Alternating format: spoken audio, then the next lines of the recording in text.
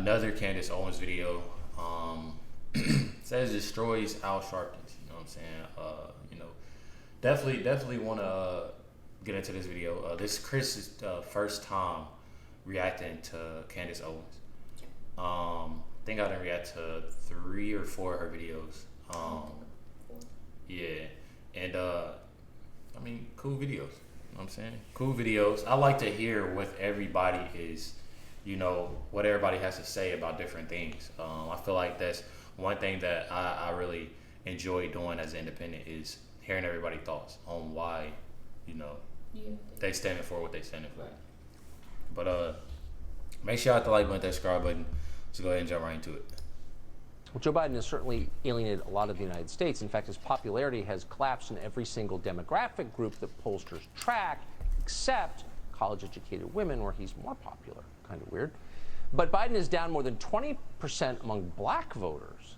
No one in the Biden administration seems aware this is happening. Here's Pete Buttigieg, for example. Shocked. You said what again? More popular. Kind of weird. But Biden is down more than 20% among black voters. No one in the Biden administration seems aware this is happening.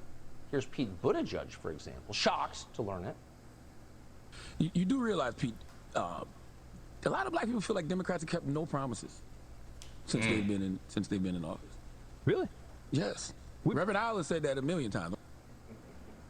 Remember that scene in Animal House when they go to the roadhouse late at night? One frat boy goes, "Otis, he loves us." That's the mind of the white liberals. Black people love us. They really think that. It's hilarious. Bro, obviously, I ain't even gonna cap. I don't even be watching the news like this. Like, I don't watch the news.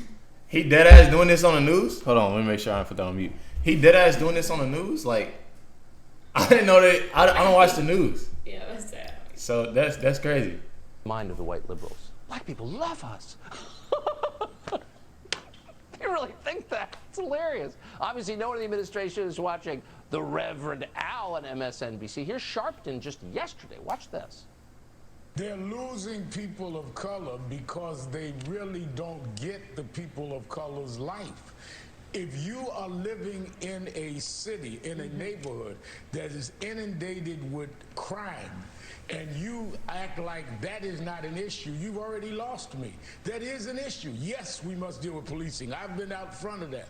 But you cannot ignore when 12-year-old kids who's somebody's niece and neighbor is killed, and you act like that's a non-issue because you're too elitist to live on the ground. Many parts of this country, we need gas to go to work. These beltway elitists, these limousine liberals here in New York, don't live in the real world. Oh, so it turns out black people actually don't like being shot to death. Oh, thanks, Reverend Al. Actually telling the truth for once. Candace Owens is the founder of Blexit. She's been saying something like this for a long time. Has been attacked for it. She joins us tonight. This, you know, you don't want to overinterpret Al Sharpton on MSNBC, but he's been a pretty faithful water carrier for whatever Democratic administration's in power. This seems a little weird that he's saying this. Certainly, and there's a lot going on here. First and foremost, Pete Buttigieg acting shocked. I completely so disregard. Look, I'm gonna put like I said on the the last videos, we're reacting to Candace Owens. I like Candace Owens personally because she speaks what's on her mind and speaks just. A lot of people probably gonna hate me for it, but like I said in all the videos, as being independent, I like to hear people's thoughts. I like to hear what people think. I like to hear, facts. I like to hear these things going straight forward, I like to hear those things. And I don't know, maybe I get a lot of hate for anything, so everything, Power. So it's all this good. Seems a little weird that he's saying this.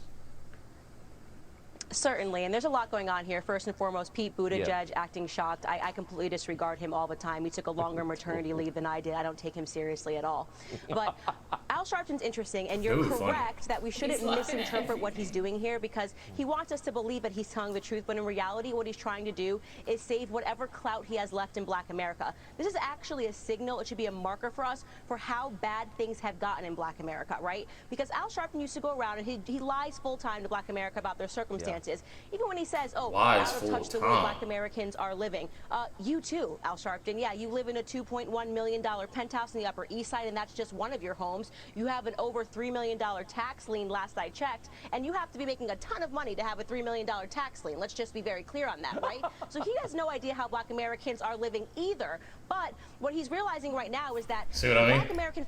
I'm about to say, she's just... See what I mean? It's that. Yeah. Like, I feel like it's one thing with having how she's basically saying how Black Americans are living, or even white Americans or Mexican. Like, we live in Indiana. When we go to the East Side, it's just not black people live in that poverty. It's other races too. And for a person, if you living in that area and actually seeing these things, and actually been there, and you don't have a $2.1 million house that you go into every day, and then you come back and it's like, oh well, Yeah, that's kind of, I don't know. Al Sharpton, yeah, you live in a $2.1 million penthouse in the Upper East Side, and that's just one of your homes. You have an over $3 million tax lien last I checked, and you have to be making a ton of money to have a $3 million tax lien. Let's just be very clear on that, right? So he has no idea how Black Americans are living either. But what he's realizing right now is that Black Americans for a long time have followed his lies. They believed his lies. They kept believing that Democrats would make their lives better. Well, suddenly looking around and they're saying, okay, things are actually so devastatingly bad in our community that we will no longer buy the lie that voting for a Democrat is going to make things better. And we have just watched, we've listened to you, we voted for Biden and Kamala, and things have gotten progressive, not even progressively worse, embarrassingly worse. I did not even predict that it would get this bad this quickly for Black America. So what he's doing is he's saving his own skin, right? So now he's trying to play the, oh, well, I'm now going to be the peacemaker, the communicator of how Black Americans are feeling. And so we shouldn't misinterpret it. Yes, he is telling the truth, but his motives behind telling the truth is really just to save Al Sharpton's own skin so he can purchase another penthouse. I mean, the only person that I know that has a bigger real estate empire than Al Sharpton is perhaps Black Lives Matter leaders.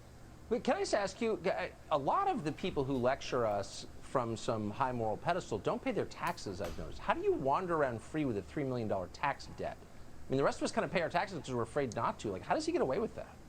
Right. He votes Democrat. That's it. I mean, it's pretty simple. If you vote Democrat, you're never held responsible for anything. How is Hunter Biden not in prison based on what's been put in his laptop? I mean, could any other person be doing drugs in a laptop and not be arrested? Right. What's up with this laptop? Yeah, I heard Hunter Biden not in Yeah, something about prison based on what's been put in his laptop. I mean, could any other person be doing drugs in a laptop and not be arrested and do the things that he's done regarding prostitution and drugs? No, but you vote Democrat. And if you're willing to vote for Democrats and do their bidding and bring voters to them, they'll look and pretend that you haven't done anything. And so it's sad, but that is the truth of the circumstances. They never have to pay for the things that they do. Yeah, it's discouraging to those of us who pay our taxes. Honestly, it really is. Candace Owens, appreciate your clarity, as always. Thank you. Thank you. Hey, Sean Hannity here. Hey. She like a 100-round drum hitting the target 2 inches away. Like, she gonna hit you with some shit. Yeah, fact. For real. That's crazy. Like, she just, you see how she just, how a person like stumble over their words or like talk a little slower, try to think about it's like she came with a piece of paper. I was saying, like, facts, like literally. Yeah, facts about the piece of paper, and went over those facts so much that she didn't even need to look at the piece of paper. Yeah. She already knew what she on go. Yeah. You know what I'm saying? Straight on go. And yeah, I like that. She didn't even take a breath. She was like, it was. She was like ready. Like, yeah. Ready. You feel me? But definitely enjoyed this video. Like I said, obviously gonna get hate, always does. But like I said, don't matter who you are, vote for Democrat, Republican. When you speak facts and when you speak real, when you speak just your mind on anything, I like to hear it. So that's one thing about it. Definitely appreciate everybody tuning in and watching this reaction. Make sure you hit the like button, subscribe. Let me know your thoughts on this video. Catch y'all next one.